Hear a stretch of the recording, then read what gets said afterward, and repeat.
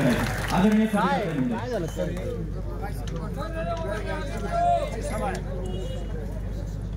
समस्त समोर बसलेल्या माझ्या माता भगिनी बंधू, मातृतीर्थ सिंदखेड राज्यामध्ये साहेबांच्या आरक्षण बचाव यात्रेला देऊळगाव राजा असेल, सिंदखेड राजा असेल यांनी जोरदार प्रतिसाद दिला, त्याबद्दल तुमच्या सगळ्यांचे आभार मानते. आज 13 दिवस झाले श्रद्धेय बाळासाहेब आंबेडकर तुमच्या आमच्यासाठी रस्त्यावर उतरले. 25 तारखेला श्रद्धेय बाळासाहेब आंबेडकरांनी मुंबईवरून चैत्यभूमीवरून आपल्या या यात्रेचा शुभारंभ केला. आज 13वा दिवस मातृतीर्थ सिंदखेड राज्यामध्ये साहेब आले.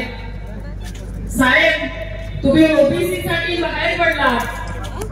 आम्हालाच कळत नाही तुमचे उपकार कसे मानावेत, कारण आतापर्यंत आम्हाला शिव्या शाप घाणेरड्या भाषेत बोलणं आमचा ओबीसी इतका दबलाय की त्याला बाहेर यावं की घरात जावं तेच समजेना झालंय. लक्षात घ्या, कालही आंबेडकर होते, आजही आंबेडकर आहे.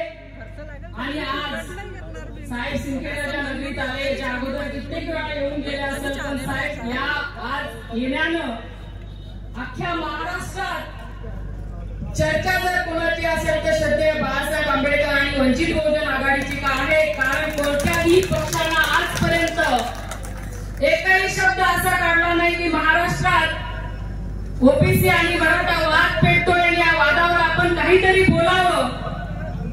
हा वाद पेटवला गेला, हा फक्त निवडणुकीसाठी पेटवला गेला. खासदारकीच्या 6 महिने अगोदर प्लॅन करून या जाती जातीत भांडण निर्माण करण्याचा प्रयत्न केला. पहिले हिंदू, नंतर हिंदू मुस्लिम, त्याच्यात जमलं नाही तर नंतर ओबीसी मराठा असा वाद निर्माण करण्याचा प्रयत्न राजकीय लोकांनी केला, ज्यांना राजकीय पदावर आपली पोळी भाजून घ्यायची आहे.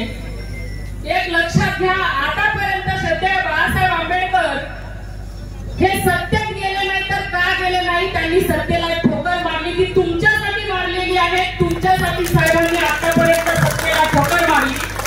कारण सत्तेत बसल्यानंतर जे पुढचे सांगतील मतदान करणारे त्यांचं ऐकावं लागतं आणि साहेबांना ते मंजूर नाहीये. वंचित बहुजन घटकासाठी जर आपल्याला लढायचं असेल तर सगळ्यात मोठा सहारा कोणाचा असेल तर श्रद्धेय बाळासाहेब आंबेडकरांचा आहे. मी नेहमी सांगते, आज मी व्यासपीठावर नाव घेण्यास विसरले कारण समस्त ओबीसी आज व्यासपीठावर साहेबांसोबत बसले. श्रद्धेय बाळासाहेब आंबेडकर पंढरीचा विठोबा जसा आपल्या घरी येतोय तसे आपल्याकडे आपल्यासाठी आले. आणि आमच्या माऊली रेखाताई ज्यांनी खरोखर ओबीसीचा प्रश्न पुढे आला तर दुःख होईल असून सुद्धा मला या प्रश्नासाठी लढायचं आहे या शब्दात ताई जावल्या दिवशी घराच्या बाहेर निघले. ताई, खरोखर तुमच्याकडून आम्हाला खूप काही शिकायसारखं आहे आणि आम्ही शिकतोय सुद्धा. ज्या महिला घराच्या बाहेर निघल्या नव्हत्या, 2 दिवस सुद्धा घराच्या बाहेर पाऊल काढलं नव्हतं, त्या महिलेला श्रद्धेय बाळासाहेब आंबेडकरांनी 2019ला वंचित बहुजन आघाडीचं तिकीट दिलं आणि ज्या सिंदखेड राजा मतदारसंघामध्ये प्रस्थापितांचं 40 वर्षापासून प्रस्थ आहे, त्या प्रस्थापितांना हादरा देण्याचं काम श्रद्धेय बाळासाहेब आंबेडकरांनी केलं. एक लक्षात घ्या, वंचित बहुजन आघाडीच देते ती मग माझ्यासारखी एक वंचित घटकातील महिला असो की वंचित घटकातले कोणतेही पुरुष असो, आम्ही कोणीही पाहत नाही कोणाकडे पैसा किती आहे. पैसा पाहून वंचित बहुजन आघाडीमध्ये उमेदवारी दिली जात नाही, तर तो माणूस इतर लोकांसाठी लढतोय किती, त्याच्या भावना कशा आहेत याच्यातून वंचित बहुजन आघाडीला उमेदवारी दिली. आणि मी एक ओबीसी म्हणून आजही तुम्हाला सांगते, 4 वर्ष झाले तुमच्यासाठी या मतदारसंघातला कानाकोपरा आणि विद्यार्थ्यांसाठी प्रत्येक ठिकाणी जाऊन झगडते. आजही मला माहिती आहे, ज्या ठिकाणी मी जाऊन आले त्या ठिकाणी दुसऱ्याच वेळेला विचारणा केली जात असते की तुम्ही तिथं का. हे लक्षात घ्या, आजही आपल्याला याच्यातून बाहेर पडायचं असेल तर बाळासाहेब म्हणतात तसे 100 उमेदवार आपल्याला आपल्या मतदारसंघात आपल्या महाराष्ट्रातून विधानमंडळात पाठवायचे आहे. आणि जेव्हा आपण 100 आमदार त्या विधानमंडळात पाठवू त्यावेळेला तुमचा हा प्रश्न जो आपण आरक्षण वाचवा आणि वाचवायचं यासाठी लढतोय, तो साहेबांनी सांगितलं की रस्त्यावरल्या लढायांनी होणार नाही, तर त्याच्यासाठी आपल्याला सभागृहात जावं लागेल. आपल्या बरेच सुशिक्षित युवक आहेत, त्यांच्या स्कॉलरशिपचा प्रश्न असेल, नोकऱ्यांचा प्रश्न असेल, आज बेरोजगारी वाढली आहे, शेतकऱ्यांना न्याय नाहीये, या सगळ्या प्रश्नाला बाजूला ठेवून आमची सत्ता कशी येईल, आम्ही मंत्री कसं होऊ, हे सध्या सत्ताधारी पाहत आहे. आणि त्याच्याकडे सगळं बारकाईनं पाहिलं असता जनगणना करण्याचं तर सोडूनच द्या, तुमचं आहे ते आरक्षण तुमच्या समाजात भांडण लावून ते संपवायचंय. आणि ते संपल्यानंतर तुम्ही आमच्याकडे पहा आणि आम्ही तुमच्याकडे पाहतो. हा कार्यक्रम उभा राहील जर बाबासाहेब आंबेडकरांनी दिलेलं आरक्षण टिकवायचं असेल. आता सांगितलं बाळासाहेबांनी, मला वाटतं साहेब मला ते साल आठवत नाही, ज्यावेळेस तुम्ही ओबीसीची बाजू घेऊन आमचं आरक्षण लागू केलं, आम्हाला तर एवढंही कळत नाही ते लागू केव्हा झालं आणि त्या आरक्षणातला मुद्दा काय होता, तो गाभा काय होता.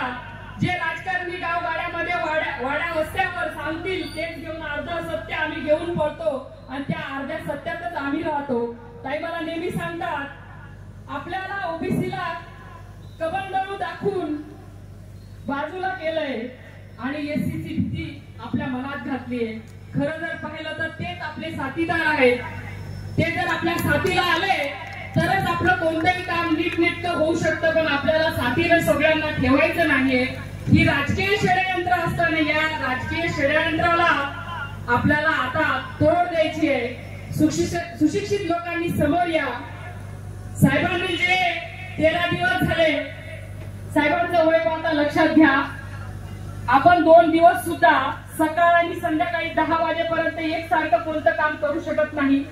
त्यांनी 13 दिवसापासून तुमच्यामध्ये राहून आपल्या सगळ्यांना सहन केलं, तरी पण आपल्याला वाटतं एक सेल्फी साहेबांसोबत काढलीच पाहिजे.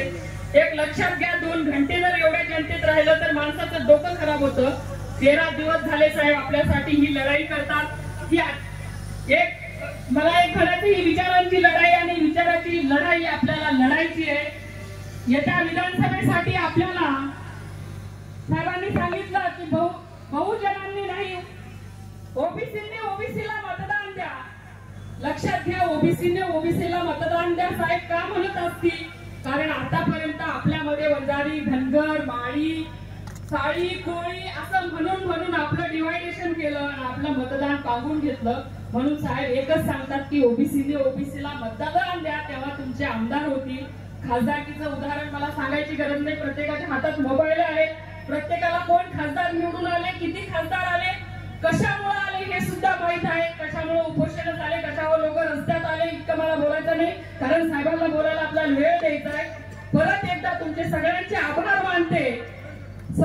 माझं भाषण थोडक्यात संपवते, बोलायसारखं खूप काही असतं पण साहेब तुम्हाला मार्गदर्शन करेल.